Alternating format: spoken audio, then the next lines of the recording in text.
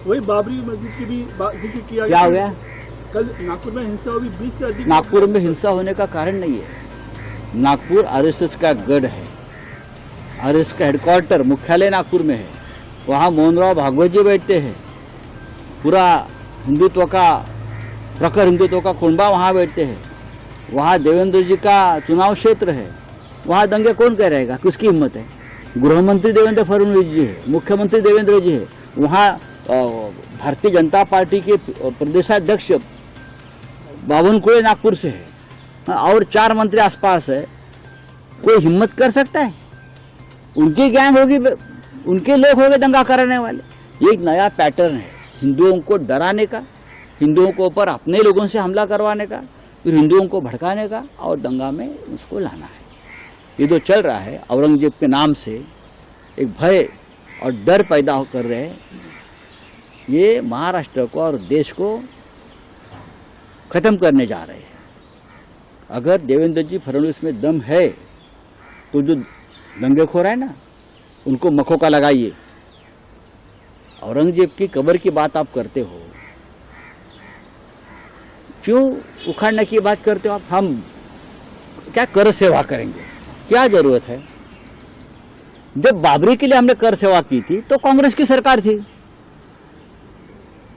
राष्ट्रपति कांग्रेस के थे, प्रधानमंत्री कांग्रेस के थे। अब तो आपकी सरकार है ना महाराष्ट्र में और दिल्ली में, तो कर सेवा की जरूरत क्या है?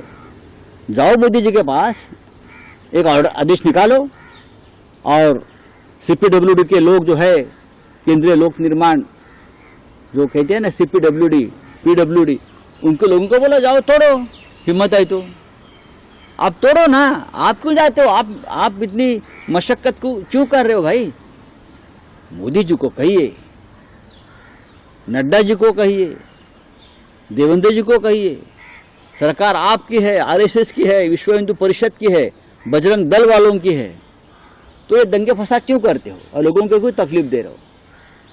जाइए, 4 लोग जाइए, नरेंद्र मोदी जी, देवेंद्र फडणवीस, अजित पवार, एकनाथ शिंदे, वहां जाओ, क्या बोलता है उसको, फावड़ा बिवड़ा लेकर जाइए और जो जिस खबर के बारे में आप दंगे करवा रहे हो ना, आप खुद ही हो, निकाल दो। लोगों को क्यों भड़का रहे हो भाई? आपकी सरकार है। बाला साहब ठाकरे की बात ये लोग कर रहे हैं, औरंगजेब और इसके बाद बाला साहब ठाकरे ने एक ही कहा था, हमारा मतलब, हमारा जो एक ध्येय है वो सिर्फ अयोध्या में राम मंदिर बनाना है और अगर बाबरी उसकी आड़ आ रही है तो हम बाबरी को हटाएंगे। और हमारा एक ही मस्जिद से झगड़ा है, एक ही कब्र से झगड़ा है और कोई बात हमारे मन में नहीं है। ये बाला साहब ठाकरे जी ने कहा था, हमारा कोई झगड़ा नहीं, हमारा झगड़ा बाबरी से है, हम बाबरी को हटाएंगे। बाला साहब जी ने करके दिखाया। अब तो ये बाला साहब के नाम पर कुछ भी करते हो, बाला साहब को बदनाम कर रहे हो, शिवाजी महाराज को बदनाम करते हैं, ये संभाजी महाराज को बदनाम करे। उनकी एक नीति है, ये लोगों की आरएसएस और भाजपा की विचारधारा है, शिवाजी महाराज उनके हीरो कभी नहीं रहे। इसीलिए विलन को पहले खत्म करो। औरंगजेब, अफजल खान, ये विलन है ना, विलन को खत्म करने के बाद हीरो का कोई महत्व नहीं रहता। तो हीरो को खत्म करने की साजिश है। Thank you.